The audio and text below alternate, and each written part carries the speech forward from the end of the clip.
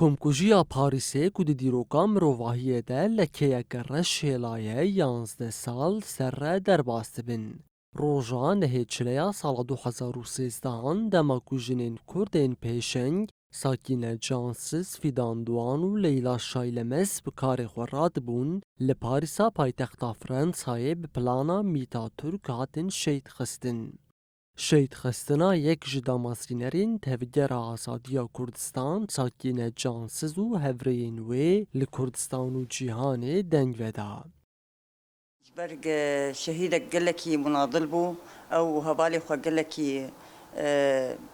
يعني گلك فكر دان گلك هبالي مني جن وهبالي مني جن يعني فكروا فلسفة وفكروا فلسفة سروك آبوجي گلكي پیش كتن وبس هبالا ساكنة ودماغ تشو فرنسا يعني دي ساعت خص ايد هوردورا خو بو عينه بس ايه چرته çete Erdoğan tedi nehiştin diste Fransa jî yani ve ihtiyal kirin em dirkî em lanet dikin em şermezar dikin.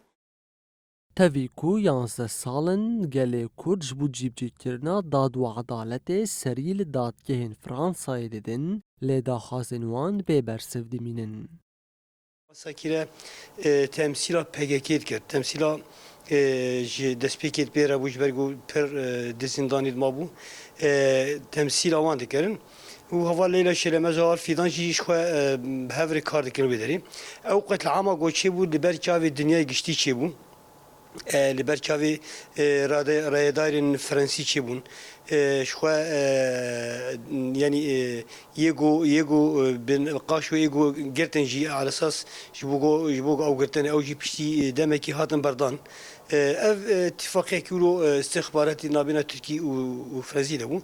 Yani her wiha em bêjin çawa dewleta Tirk her tek û şerekî ji bo azadî yêgo eگه تکوشینده که خباده که لکوی در برخواه د آلی استخبارات دولت ترک وی دکن.